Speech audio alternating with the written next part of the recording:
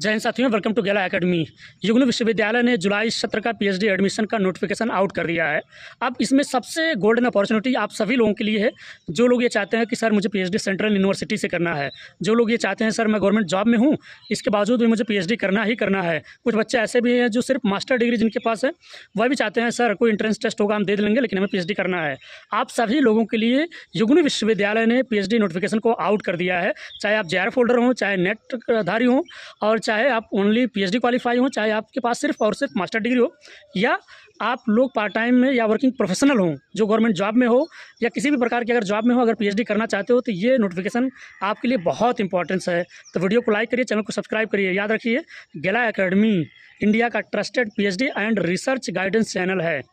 अब इसमें दो चीज़ें इंपॉर्टेंस हो जाती हैं, इसमें मैं सारा डिस्कशन करूंगा। वीडियो क्लास में ये भी मैं बताऊंगा कि आपका सिलेक्शन कैसे होगा, जो जेआरएफ वाले हैं उनका सिलेक्शन कैसे होने वाला है, जो नेट वाले हैं जो ओनली पीएचडी क्वालिफाई हैं, या जो बच्चे ओनली मास्टर डिग्री है, या जो लोग पार्ट टाइम में पीएचडी करना चाहते हैं, यानी कि वर्किंग प्रोफेशनल जो गवर्नमेंट जॉब में रहते हुए पीएचडी करना चाहते हैं, उन सभी लोगों के लिए लास्ट में हम लोग डिस्कशन ये करेंगे कि सिलेक्शन कैसे होगा। तो चलिए पूरा पहले वाउचर समझ लेते हैं कि उसमें डेट क्या है, एलिजिबिलिटी क्या है, टेस्ट कैसे रहने वाला है, सिलेक्शन प्रोसेस कैसे रहने वाला है, नो ऑब्जेक्शन सर्टिफिकेट का फॉर्मेट क्या होगा, सारा डिस्कशन करेंगे। तो वीडियो को लाइक करिए, चैनल को सब्सक्राइब करिए। चलिए पूरा समझ लेते हैं, फिर वीडियो पे वापस आएंगे। ठीक। हाँ, एक बात कहना भूल गया। बात यह है, कुछ लोग ये समझते हैं कि सर युग्म विश्वविद्यालय ये डिस्टेंस मोड में ज़्यादातर इसका एजुकेशन होता है या इसी के लिए फेमस है।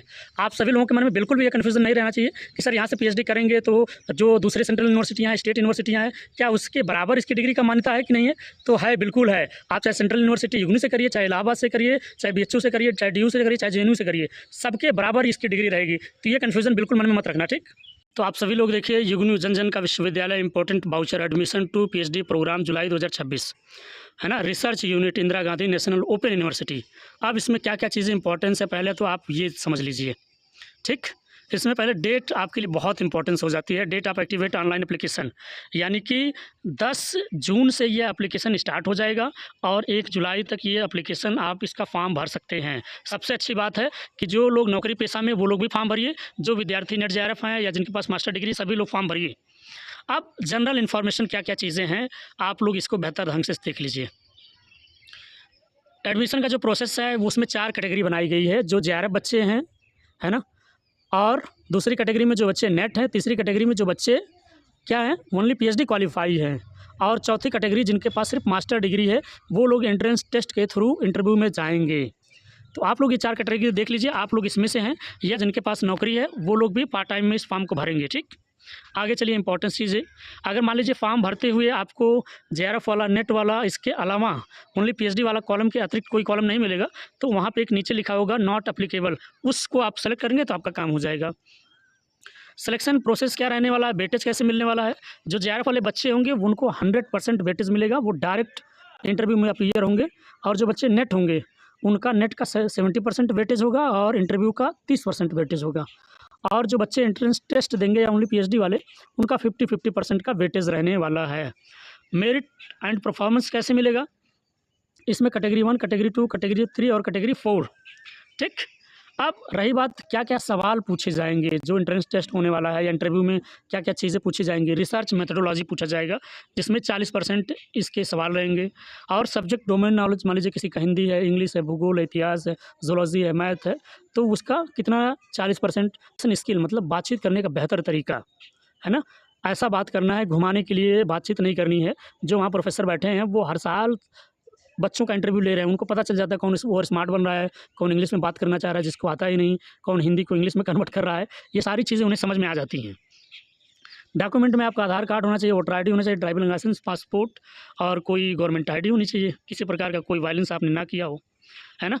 बाकी एलिजिबिलिटी के लिए मैंने बता दिया है वो चीज़ें आपको। ठीक। अब चलिए अगली चीज़ जो सबसे इंपॉर्टेंस हो जाती है आप लोगों के लिए कि सर सब कुछ बता रहे हो, सीट बताइए ज़रा।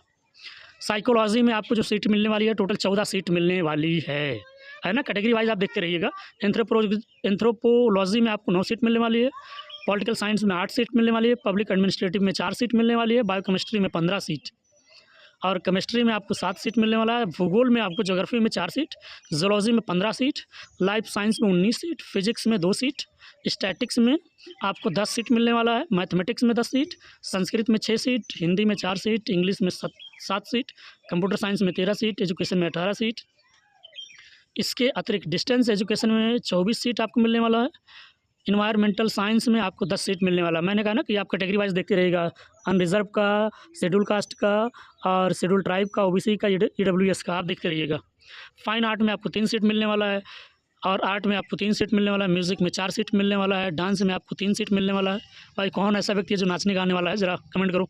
सोशल वर्क में 11 सीट, मैनेजमेंट में आपको 22 सीट मिलने वाला है, कॉमर्स में 5 सीट, न्यूट्रिशन में आपको, साइंस में आपको 3 सीट, चाइल्ड डेवलपमेंट में 15 सीट और होम साइंस में आपको 13 सीट मिलने वाला है।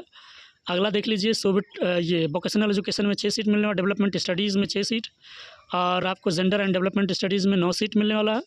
इसके अलावा ट्रांसलेशन स्टडीज़ में आपको 8 सीट मिलने वाला है। फ्रेंच में आपको 4 सीट, अरबिक में 5 seat, journalism and mass communication में 8 सीट। तो ये टोटल सब्जेक्टों की सीट है।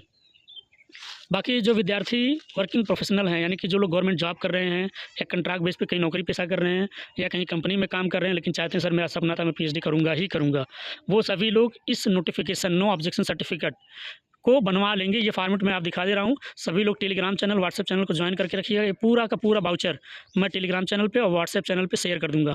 ठीक, तो ढेर सारी शुभकामनाएं। वीडियो को लाइक करिए, चैनल को सब्सक्राइब करिए। अभी बने रहिएगा, वीडियो आगे चलेगा। ठीक, सभी साथी ध्यान से सुन ले। मैं अभी गांव में हूं, बैकग्राउंड आपको ऐसे ही देखने को मिलेगा। मैंने हमेशा कहा है बैकग्राउंड से आपका कोई लेना देना नहीं होना चाहिए। आपको लेना देना होना चाहिए कि सर आप सही इन्फॉर्मेशन दे रहे हो या नहीं दे रहे हो। सारी चीज़ें एक एक चीज़ें मैंने आपको वीडियो में समझा दिया है। वीडियो को लाइक करना, चैनल को सब्सक्राइब करना और कमेंट ज़रूर करना। और अगली चीज़, सिलेक्शन कैसे होगा। देखो पीएचडी में जो जेआरएफ वाले बच्चे हैं उनका 100% सिर्फ इंटरव्यू बेस पे ही होगा। यानी कि इंटरव्यू अगर उनका बहुत अच्छा गया, रिसर्च प्रपोजल बहुत अच्छा गया, तो उनका सिलेक्शन हो जाएगा। ये बात सिर्फ जेआरएफ के लिए नहीं है, ये बात सभी लोगों के लिए है कि आप लोग चाहे रिटर्न दें या ना दें, आपका सिलेक्शन जो होगा वो इंटरव्यू बेस के आधार पर होगा, रिसर्च प्रपोजल के अकॉर्डिंग ही होना है। अब इसमें 2 चीज़ें इंपॉर्टेंस हो जाती हैं। पहला चीज़, सर मैं पहली बार पीएचडी कर रहा हूँ, मैं पहली बार इंटरव्यू दे रहा हूँ, मुझे समझ नहीं आ रहा है कि मैं रिसर्च प्रपोजल कैसे बनाऊँ, क्या फॉर्मेट में। यूट्यूब पे तमाम वीडियो पढ़े हैं, गूगल पे भी सर्च करा, लेकिन समझ में नहीं आ रहा है। और मैं तो सर ये भी नहीं जान पा रहा हूँ मेरा इंटरेस्ट ऑफ एरिया क्या, मेरे सब्जेक्ट में किस डोमेन में पीएचडी करना चाहिए या रिसर्च प्रपोजल बनाना चाहिए। आपको कोई हेडेक वाली बात नहीं है। डिस्क्रिप्शन बॉक्स में व्हाट्सएप चैनल का लिंक होगा, टेलीग्राम चैनल का लिंक होगा, उसको ज्वाइन करके रखिएगा। और आपको पर्सनल गेला अकेडमी का व्हाट्सएप नंबर डिस्क्रिप्शन बॉक्स में होगा। आपका पूरा का पूरा इंटरव्यू प्रिपरेशन की तैयारी करवाई जाएगी। पैनल में कैसे बैठना है, कैसे आई कांटेक्ट बनाना है, खुद को कैसे मोटिवेट रखना है, खुद को नर्वस होने से कैसे बचना है, और जो ढेर सारा पैनल में प्रोफेसर बैठे होंगे उनसे कैसे बातचीत करनी है। इसके अलावा रिसर्च प्रपोजल कितना यूनिक और स्टेटमेंट ऑफ प्रॉब्लम, इसके अतिरिक्त आपकी मेथोडोलॉजी क्या रहने वाली है, ऑब्जेक्टिव क्या रहने वाले हैं, हाइपोथेसिस कैसे रखना है, रेफरेंसेस को कैसे लिखना है, स्टडी ऑफ एरिया कौन सा रहने वाला है, सिग्निफिकेंस क्या रहने वाले हैं, इन सारी बिंदुओं पे एक सही फॉर्मेट में गेला अकेडमी आपको सारा मैटर उपलब्ध कराएगा। इसलिए सभी साथी जिनको कहीं पे कोई दिक्कत आती है, डिस्क्रिप्शन बॉक्स में व्हाट्सअप नंबर होगा, आप लोग संपर्क करिए। आपका कहीं कुछ करने की ज़रूरत नहीं है, आप थोड़ा सा सोचेंगे आपको पूरा रेडीमेड मटेरियल मिल जाएगा। हमारे यहाँ इंटरव्यू प्रिपरेशन की 3 हार्ड कॉपियाँ आपके पोस्टल एड्रेस पे with file with binding proper first page में, जिसमें आपका रोल नंबर, आपका नाम, आपकी यूनिवर्सिटी, आपका डिपार्टमेंट, सब कुछ रहेगा, A to Z इंडेक्स रहेगा, सारी चीज़ें मेंशन करके 3 प्रतियों की जो फाइल आपकी रहेगी रिसर्च प्रपोजल की, वो 10 से लेकर 20 पेजों के बीच में रहेगा, जो आपके घर पहुंच जाएगा। बाकी आपके फ़ोन में PPT PDF आपके यहाँ पहुंच जाएगा, आप पहले से पढ़ेंगे। स्पीड पोस्ट हमारे यहाँ से जाएगा और हमारे यहाँ से एक शुभकामना भी जाता है। तो कहीं पर कोई दिक्कत आएगी तो हम आपके साथ हैं, गेला अकेडमी आपके साथ है और गौतम सर आपके साथ हैं। तो चलिए मिलते हैं एक नए वीडियो में, तब तक के लिए थैंक यू सो मच। जय हिंद, जय भारत। वीडियो को लाइक करना, चैनल को सब्सक्राइब करना और कमेंट करना भूलना नहीं है। याद रखिए, यह चैनल व्यूज़ के लिए नहीं है, यह चैनल सिलेक्शन के लिए है। Thank you so much.